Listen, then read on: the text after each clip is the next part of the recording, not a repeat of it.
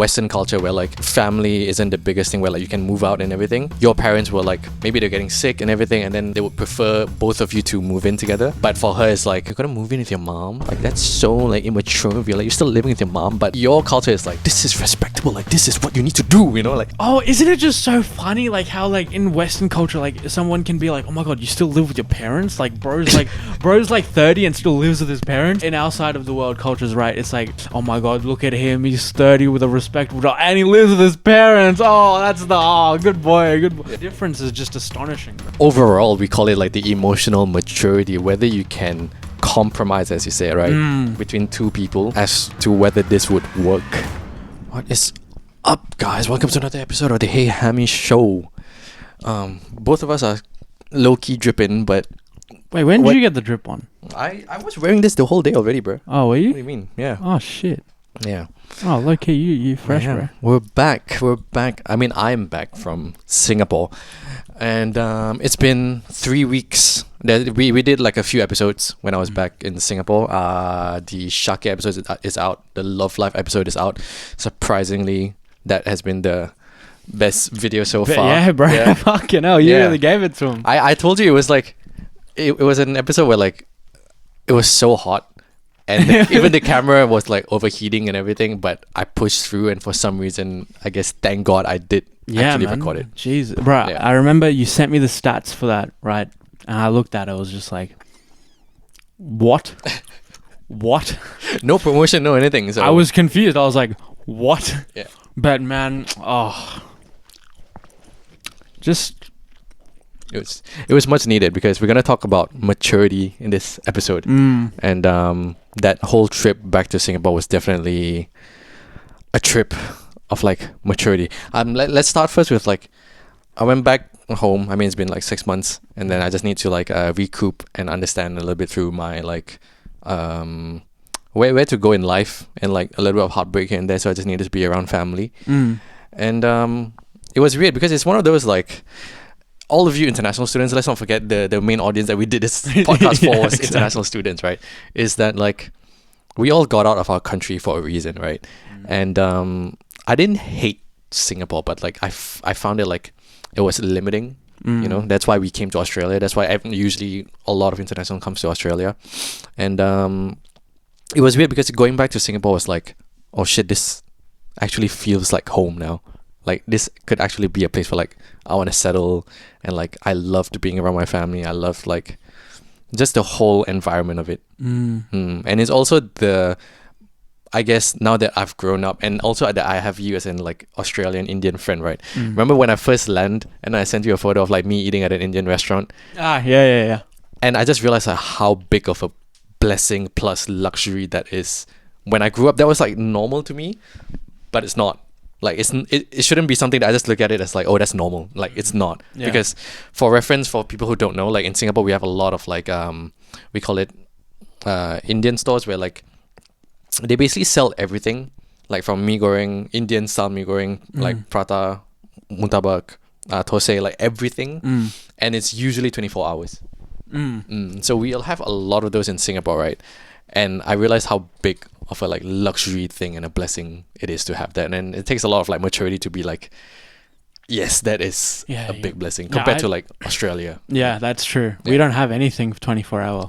Well, we do, but like it's fast food only. Yeah. Like nothing that's like real food, you know. That's like 24 hours open and stuff.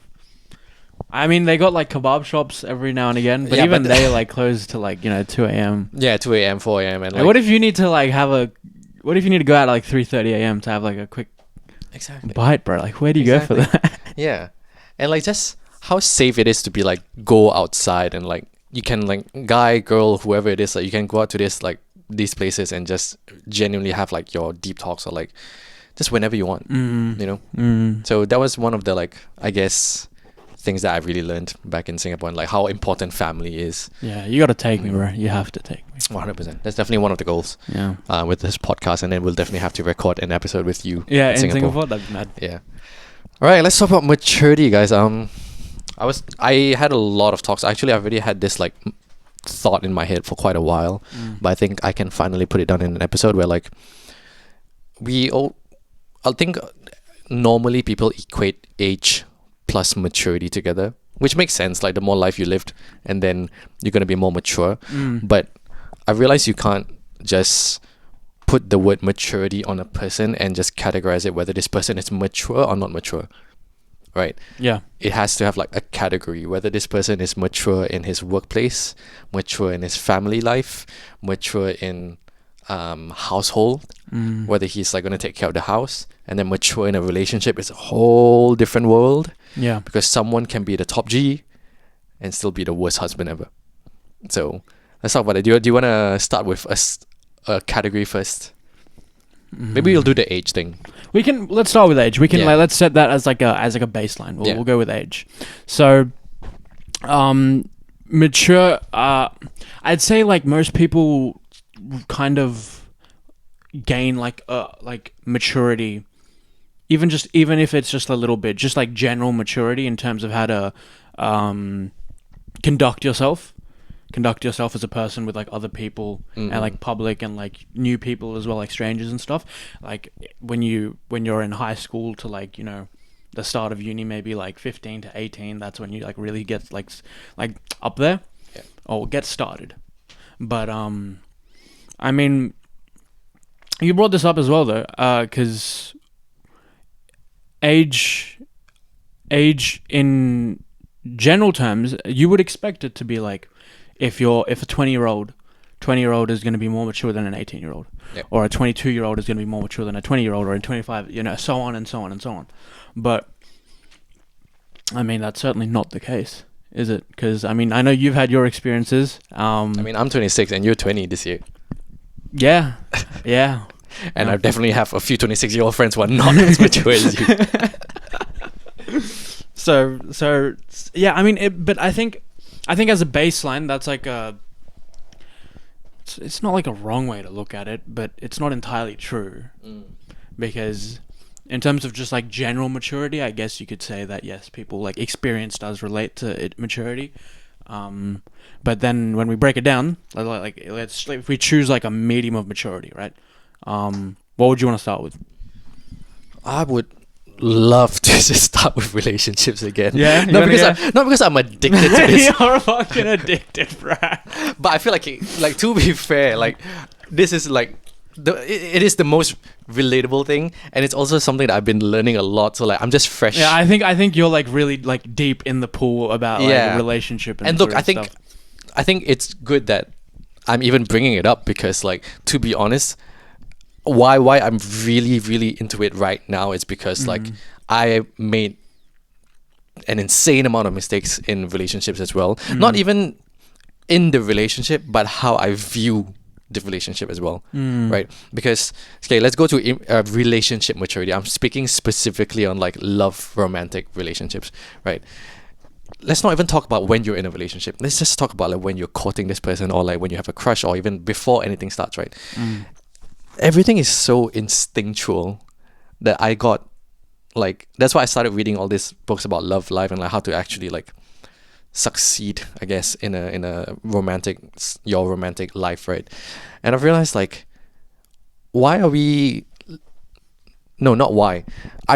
enough, we learn about every topic we possibly can, be it finding a house, then you research the house, and then money, you research about money, work, you research about like whether this work is available or like it's good for you, career stuff, even clothes, right? You research on like clothes, like you look at videos on like how to dress better, haircut, every single thing you like study. But for some reason, when it comes to relationship, we just dive on like to the deep end, and we just let our instincts flow, and like, oh, it's just gonna flow. Yeah. And then down the line, I'm not saying if you can let it flow and you can find the one, but I think everyone definitely should have like a time where you actually reflect on yourself and reflect on what makes a lasting relationship, so you can avoid more heartbreaks. If you can avoid the heartbreaks, then why not, right? You see like that. See, any sane person hearing that will go, yes, that's absolutely true, right? But we don't. But the thing is, that's the thing, bro, right? Like, no, That includes myself. Even you know what I just you know what I even wanted to say when you said that you should like research yourself, you should like take a look at yourself. I was like, fuck no, you shouldn't. Just fuck that. Just do it, bro. because I just like when you're going after someone, right? Like if you like this person, I feel like instinct is just so powerful there, right? Because it's not something that you would. Because whose first thought when like having like a crush or someone that they want to like ask out is like, yo, let me just like take a bit to reflect on myself and what kind of person I am. I think it's mostly coming from like people who already had their hearts broken or something. No, exactly. You're right. And that sort of like thinking is certainly far more prevalent when you like grow up a little bit, and you've like gone through your heartbreaks, you've gone through your relationships, but I think our audience will consist of a lot of people that maybe haven't had that experience yet. So for them to even hear, you should reflect on yourself as a person before you go after someone might be like a ridiculous thought, because like, why would I do that? If I like someone, I'm just gonna go after them and ask them out, bro. And I'm just gonna get all in, bro. Movie date Friday night, going out for dinner Saturday, all of that stuff, But yeah, you are definitely right though. Like when you reach a certain point where you have to like, before you go after someone, you have to like sit down and you have to think about like, who am I? Why am I doing this? Why would I want to do this? Like, what am I looking for? Even like those big questions, But yeah, I think because I'm pretty young as well. My instinct when you said that was just to say, fuck that. Yeah, and it goes a lot with like how you grew up with your family dynamic, 100%. Because for me, even though I grew up in a very healthy, loving family, my parents are each other's firsts, and it has worked through like 30, 40 years right now. And they don't know how to give me advice because they have no other experience. And I was asking them for advice, and they're just like, just let it, just flow. And I'm like, what the fuck does that mean? Yeah, because I don't know what that means. And like, I had to like really ask my mom, being like, okay, what should I look for in a woman? Or like, what would you want me to know? Like, what would you want to know when I'm going to marry someone? Like, does she need to be like a nice person, like good family, or like give me a thing where like you need, because at the end of the day, I want to have a marriage where like, granted, I have a loving mom that I want like my mom and my future wife to have a good relationship. And I'm going to work on that, but I don't know what makes like a healthy, lasting is the key word, lasting relationship. I don't know what that actually means. So I had to like go down with all these the book that I read in the previous episode, Love Life, where I'm going to keep saying this, but like this is probably the best advice that I've given to anyone, and including to myself, right? It's just the 4 levels of importance in a relationship, which is number 1, admiration, number 2, mutual attraction, number 3, commitment, number 4, compatibility. And the thing that I think in our generation, right, in like we love to enjoy life, which is, there's nothing wrong with it. You're in a different stage of life. If you're enjoying, then enjoying, go ahead. But if you already know, like once you reach like your mid-20s, usually for a lot of girls, like by the mid-20s, that's where they're looking for like, even if you're not looking, it's like subconsciously they want like that lasting guy already, because biologically as well, like you can't wait too long. And I get that. But for guys as well, it's like, I don't think guys are, this is the word that a lot of girls like to use, right? They're all these narcissistic, emotionally unavailable guys. But to be honest, I think a lot of guys want a lasting relationship, but they just don't know how to go about it. And that's true. That's true. I mean, bro, you scroll through Instagram to any of like the love reels or like relationship reels, like, bro, the comments are flooded with single bros just being like, the only relationship I have in my life is between my mouth and the barrel of a 12 gauge shotgun. And it's like, bro, we all want a relationship, and like the thing that we all get stuck with or find like the most important thing, right? Like this is where the instincts come, right? The admiration and mutual attraction. Once you like this person and then the other person likes you back, and then you're like, bro, this is it, keep it, like keep it. But little do you know that like this will eventually fall off. Like yes, you'll still have admiration or whatever, but like to find the compatibility, which is same vision, same goals as to like what is like a lasting relationship, then once that aligns, then you can actually make it like a lasting relationship, because love can only go so far. And it's like we can enjoy having like dates, we can enjoy eating the same food, watching movies, sleeping together, cuddling, but to be honest, it's like you can do it with so many people and do the same thing, but the thing that actually makes a relationship last is whether you both are growing and wanting to grow on the same thing. Yeah. And you can get stuck in that the first two levels for years, and then realize like, oh wait, we're not compatible, we don't want the same thing. Yeah, that's true. I mean, it's hard, because that type of stuff also not only I would say not only can't show up in like the first while, Yeah. it also shouldn't. Yeah, no, that's the thing. I think it's more like when you hear this, right? Just don't be too invested from the start. Yeah, because I'm not saying like you should from the first few days, or the first month, be like, are we compatible? Like, do you want to have kids? Like, that's not what I'm saying. I'm saying enjoy it. But yeah. But don't be like, oh my god, bro, like we had such an amazing time. Oh my god, she could be the one. She could then all these things, and then like 5 months down, 6 months down, even a year down the line, and then you're already picturing it.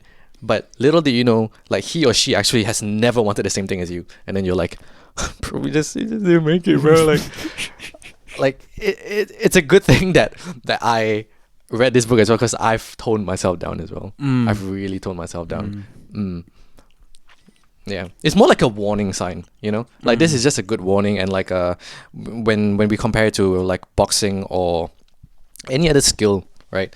Like your instincts is like to close your eyes and like hide away from it, but these things are just more like, okay, keep your eyes open and don't be too invested from the start. Like, calm down. Yeah, that's it. That's all.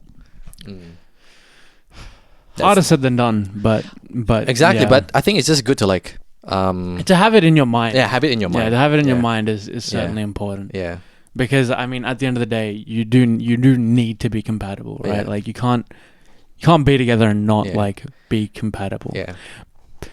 But there's so many little factors that come into it, like going through a relationship with someone. You have to learn how to compromise as well. You have to learn to be upset and get over being upset, to let others be upset and to let them get over being like there's a lot of shit, right? There's just a lot of shit. So I feel like to have that in your mind is important. You should also naturally let your relationship grow as it becomes bigger and bigger.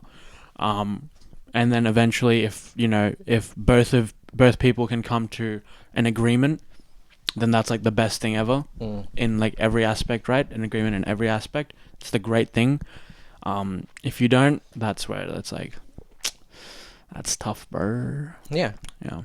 Yeah, like I said, it's just more like a guiding sign for you, and like, including myself, I think when you're in it, you'll forget certain things, and it's not something that's like, once I say this and then you're gonna find the perfect relationship. It's like, it's a constant reminder kind of thing. It's kind of like it's upsetting, isn't it though?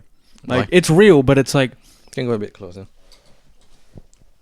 it's upsetting, but it's real, but it's upsetting to think that if you love someone, it doesn't always mean that it's gonna work out. Yeah. But it's like, if you put it in terms of friendship also, right? It's like, if you're gonna spend the rest of your life with this one person and expect it to be flowery, or like, oh, we're gonna be in love every single day, it's like, you don't hang out with your friends. I don't hang out with you every day expecting it to be like, I need space from you, I can't hang out with you every single fucking day and just expect it to be good, there has to be space. Yeah, of course. Yeah. But I mean, I it's more like, what if life could just be flowers and dandelions, bro? Wouldn't it just be so good? Yeah, it would be so good. Nah, I don't think it will be. Yeah. All right, let's go to, I guess, the other side of maturity, which is like, I would say I would love to talk about work maturity. Yeah. I think work maturity is very different as well, because like I think me, to be honest, I can be a little bit more mature with like finding work. Like, I am pretty hardworking in my own aspect of life, but I'm still finding a job. And no, actually, you definitely still see a lot of people who can be like one of your best friends in life, and like he gives you the best advice, but at work he's just a lazy motherfucker. Do you know what I mean? Yeah. And like that's a whole different Yeah. level of maturity. And sometimes when I know when like other people talk to them, they're like, "Oh, you're so immature," or like they tell me they're so immature. But I'm just like, this is just the work aspect of it, and they're just not. We all have that one colleague. Yeah. We all have Yeah. that one Yeah, colleague it that is like true.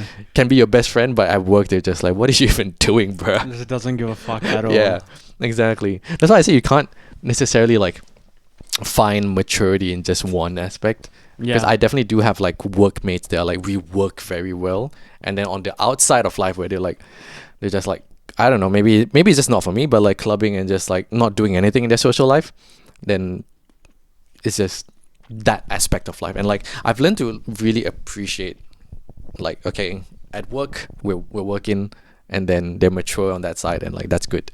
Mm. Because sometimes when I think our emotions get clouded in a sense where like if they're good at a job and then outside they're like this toxic person or whatever it is, sometimes we don't work well with them, Yeah. and then we like mash all these emotions together. And I think that's why like in relationships it can get very confusing, or like people I guess put the other person on a pedestal on like first 2 dates or something, or they're like, oh my god, he's such a good worker, he's such a like good, maybe they even like a step, maybe they already have a kid as well. Oh, he takes care of his kids so well, like, oh, he's a good father already. But in a relationship that's a different category of maturity. Yeah. Do you have anyone in mind? Like, you don't have to say the name, but like Of someone who's like mature at work or like immature at work, and then outside of work is like a totally different person. totally different. Yeah. Yeah. Yeah. 100%. Yeah. Yeah. I've got someone in mind. Yeah. He's an amazing friend, right? Mhm. Wonderful friend. Love him to bits. Is there for me when, you know, I need it. There for him when he needs it. But I've seen him work. And this is not it, bro. It's not it, right? It's funny because I can't tell if it's like lack of work ethic or if it's that he just doesn't give a fuck, because there's a difference between the two. You can lack work ethic and the ability to work hard, right? That's one thing, and then it's another thing to have that but not give a fuck about the work that you're doing. Yeah. So I don't know which one it is, but I swear to God, bro. Yeah. Yeah, I'm trying to find a story that I can disclose, but I don't think I can disclose You can't really everything. disclose any of it, Yeah. can you? Yeah. If you guys have anything in the comments, leave Yeah, down below where like chuck it down below. like you know you have this like colleague that like works well with you, but outside of work like you just can't hang out with them, Yeah. or the other way around. or as well. vice versa as well. Yeah. Yeah. I think we all have that. Oh damn. Yeah, because I know of a friend that like he got his best friend to like come into this job, and he's like, bro, like you come work with me and everything. But then when his best friend started working at the job, he was shit at the job. And then the manager was like, or like the person in charge was like, oh, you were the one who recommended this guy, and then now he's the one who gets like a bad rap because of his best friend. So it's like, yeah, it's interesting how like, yeah. I have a good story. What I was have that? a good ending in relation to that, because I invited two of my best friends to work in the same workplace that I was at. They came in, they both got accepted, and three of us were working together, right? And I'm telling you, on those shifts, bro, it was actually like low key amazing, because all three of us had really good work ethic, so we would actually get all the work done, like finished. We'd make sure everything is 100%, and then we'd just spend the rest of the time shitting, like just like chatting shit and like having fun and stuff. But we always made sure that the work was done. It's done first, right? Yeah, we always made sure the work was done, and that was such an amazing experience for me. It wasn't very long lived, but for like however long it did last for, I remember I had the best time, man. Because not only did we all like give 100% in the work, we also had so much fun after. Yeah.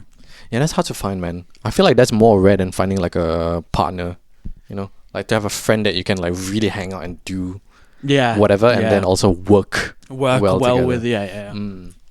That's so hard to find. And like if you can grow together, bro, that's insane. Mm. Yeah. Let's go maybe like social and like family. Because I think even I think- even I family think is sort of like separate from friends. Do you know what I mean? Yeah. Like No, you're right. You're right. It's a very big Yeah, thing. you're right. You're right. Mm. You're right. Friends and family definitely do. You can have a specific. Yeah. No. Yeah. Because friends is like your enjoyment, your I guess I think in Asian culture at least, like you have those like deep relationship talks and all this kind of stuff. But like with family is more like the I guess not even logistics, but like the natural growth of life, I guess, like where you talk about where you wanna live next, where you wanna work next, like how much money are you getting, like all the practical side of it. Do you know what I mean? Yeah. And then you are also the most emotional, like no, not most emotional, but like it's easy to be emotional in the family aspect. Yeah. That's where like you really get to, if you're angry, you really get to show it. If you're sad, you really get to show it. And like we said in one of our episodes, where like you like raised your voice at your mom, I've raised my voice and towards my dad as well, and like that's a whole different level of like maturity side of it. And I guess if we try to relate it to the relationship part as well, at the end of the day, if you have like at the end of the day, if you want to marry this person, you're gonna marry the family as well. And to see their attitude with their family can also be the trigger as to whether this will work out or not. And I'm not even talking about like you're different, like we have friends with like different religions and it's not going to work. I'm talking more like just whether your mom can get along. Yeah, with get along with your the partner. daughter. That's a whole different game. That is a different game. Not that isn't important for like everyone. Yeah. But I mean I know for like you and for me even that's important, bro. I think even if it's not important to you, it's something that you should pay attention to, or like You should definitely be Like- aware of it, 100%. I mean, Yeah. like it's more like if like for example if you go on a like first 2 dates on this person, right, they're like, oh, I hate my mom. My mom is like, she's always complaining about all these kind of things. Then it's like take note take note of that. Take note of that, because, take like, note of that. if you're gonna find him like this perfect guy or whatever, just know that one day you're gonna be in this loop of conversation with the mom and everything. Yeah. See, the kind of thing where like I wouldn't pay attention to, but then now that I'm thinking about it, I'm like, oh, okay, I have to take note. Yeah, I mean, especially if it comes down to like cultural expectations as well. Remember, Yeah. there's so many things you have to keep in mind. If you come from a family that doesn't really care like who your partner is or what you do with your like life or not, right? But then you find someone who is on the opposite spectrum of that and really does care about what their family thinks of you, of them together. Then that's like a whole different fucking field to navigate, man. Yeah. But. Yeah, I know that like for my parents wouldn't really care at the start, right? It would only be until if it got like serious would they want to like be like we need to evaluate. Yeah. And I think it's also like it's not even about it is the relationship, but you never know when, like, for example, if you're dating a white girl who doesn't really not even a white, not like in a Western culture where like family isn't the biggest thing, where like you can move out and everything, and then your parents were like, maybe they're getting sick and everything, and then they would prefer both of you to move in together. But for her, it's like, you're gonna move in with your mom? Like, that's so like immature of you. Like, you're still living with your mom, but your culture is like, this is respectable, like this is what you need to do, you know, like. Yeah. So that's Yeah. where like the compatibility thing of like, Isn't it just so funny, like how like in Western culture, like someone can be like, oh my god, you still live with your parents? Like bro's like 30 and still lives with his parents, but like That's exactly my family. But like but like in our side of the world cultures, right? It's like oh my god, look at him, he's 30 with a respectable job and he lives with his parents. Oh, that's good boy.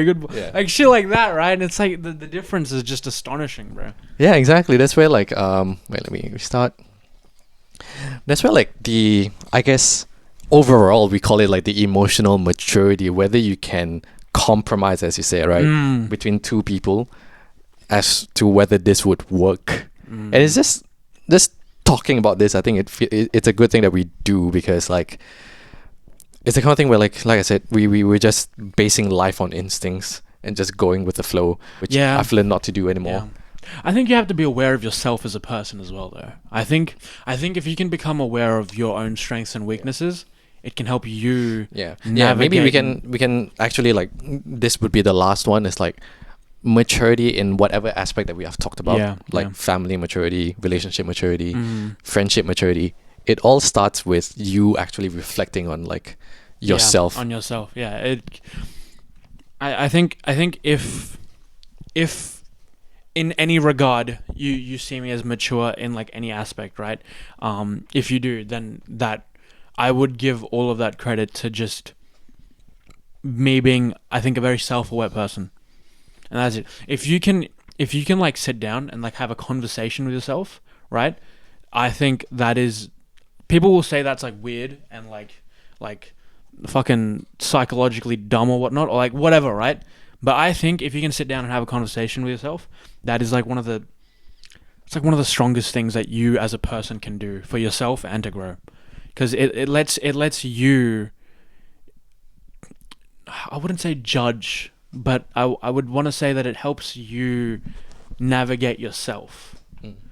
So I think when it comes to like maturity and all these types of aspects like we're talking about, if you're someone who's pretty self-aware, then you can know where you are strong and where you lack weakness, or you know, where you just lack maturity.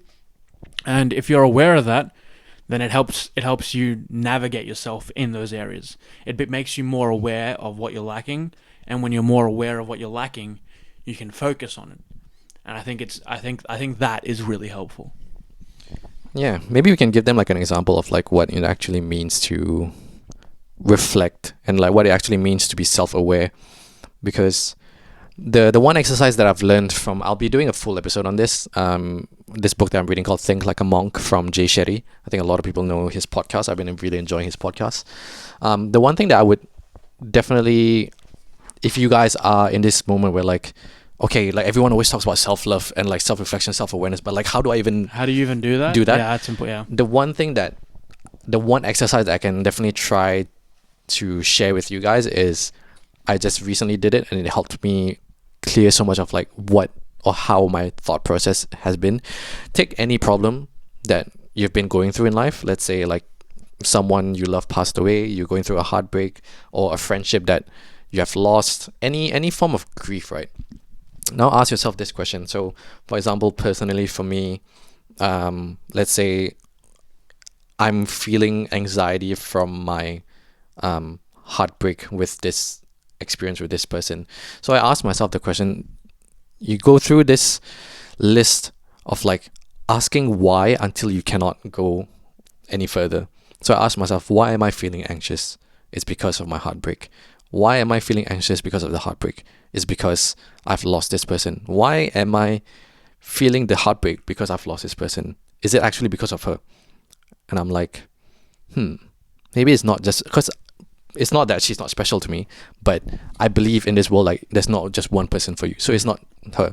So I go even further. So why am I like acting like the world is over just because I don't have this person?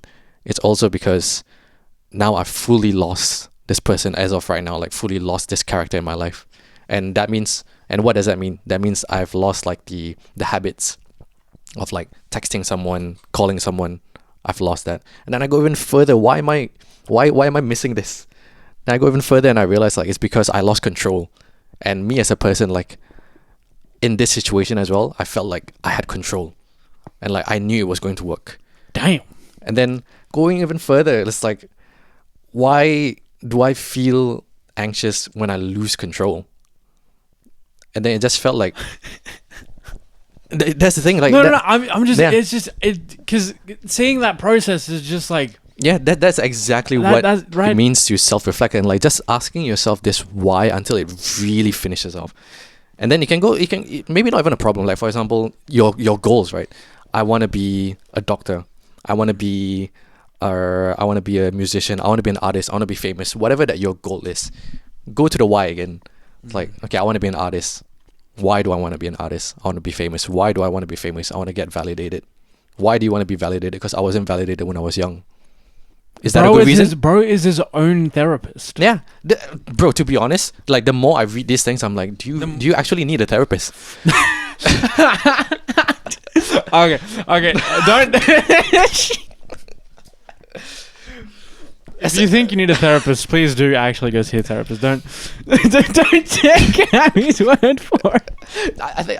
Okay. But no, you're certainly right, because, like I said before, that's what the power of like conversation is, like with yourself can be. Okay, right? let me rephrase that as well, because these questions are also like what I found out. Like people who are going through, I don't want to say worse, because worse is subjective. People can find it very, very scary to answer these questions. And I've been there. Personally, for me, like there are certain questions where I don't want to answer yet. It's because I'm scared to answer that question. I think deep inside you sort of know the answer to it, but you don't want to answer it. Yeah. And for people who go through worse in like their overthinking, I can understand why this would be scary. And look, when we talk about, because I read so many stories on Reddit as well, right? People are always saying go to therapy and everything. Yeah, it makes sense. But to be honest, in the Asian culture, this is not a big thing. Yeah, it's not. And I want to say this to more of my Asian friends, Asian viewers out there, because like when you're in Singapore, Malaysia, Philippines, Cambodia, Vietnam, Thailand, whatever it is, like therapy isn't necessarily like a thing. You know, in Singapore, it's slowly getting there, but I would say Singapore is like a very like rural. Urban, right? Yeah. It's a very urban country already, so like it's getting to that western side of it. It's more progressive, you know. It's like getting up there and correct. stuff. But in our Asian side, like even in India, like therapy, like do you really hear therapy? Therapy is something that is only accessible for those that are like first have money and second are like, I don't know, went to like an English medium school, you know. Correct. Yeah. So I think it's good to like, even if you're scared, just ask a little bit of these whys. And it will really help a lot, bro. Like, it scared me. Like when I did the why thing, I'm just vulnerable enough to share it, because like I don't see a problem of like I don't tell you exactly what I'm going through, but the fact that I'm able to share it like that is also like, it's going through your fears, right? The only way to get over your fears is you have to push through it. The longer you stay behind that fear, it's always going to fear you down the road. And people go through fears and like traumas and like childhood problems for like years, bro. Some people can go all the way up to like 30, 40, 50 years old and they still don't get over certain things. And you'll always just like have it in the back of your mind, and it doesn't benefit anyone, you know? It doesn't benefit you. You'll be stressed, you'll be having anxiety, and then it doesn't benefit your relationship as well, because if you're going through all this shit in your head, you're not going to help your partner, you're not going to help your friends, you're not going to help your workmates. And yeah, bro. Yeah. Can I say, this might be a helpful tip for a few of you out there listening, is that if you're hearing what we're saying and it seems like something you might want to try, if you haven't tried it before, if you haven't ever really sat down, gone through a bit of self-reflection, talked to yourself, had a conversation about why the things that are bothering you, I feel like one thing to really keep in mind is don't lie to yourself. You can't lie to yourself, because if you sit down and you speak words out loud and you know you're lying to yourself, that's no better than just going to someone and being like, oh yeah, I'm okay, when you're not. Like, it's the same thing. The first and perhaps the most important aspect of self-awareness and talking to yourself and, you know, being able to give yourself more comfort in your own like problems and grief is to be truthful with yourself. Because if you're not truthful with yourself, you're not going to be truthful with anyone else. And if you're not truthful, your problems aren't going to go away. You can't. You need power and strength and courage to face your fears, and you can't do that if you're lying to yourself. Yeah, and the truth will always come out, no matter how hard you try to hide it. Yeah, exactly. It will always come out. It can be years, months, days. Like, it will come out. No, yeah, and I say that like through experience. Yeah, through experience. Because I there was definitely a time where even when I did like talk to myself, right, I would blatantly lie out loud, and in my head and like all the way in the back, I knew I was lying, but I didn't have the strength to say the truth. But trust me, when you find a way past that, and it's not easy, it can definitely be very hard, but if you find a way to get past that, to finally be able to speak what you really believe in and what you really feel out loud, then it is incredibly helpful. It is incredibly helpful. Yeah, because as cringy as it sounds with like religion and everything, the truth will always set you free. Like Yeah. it really does. Mm. Yeah.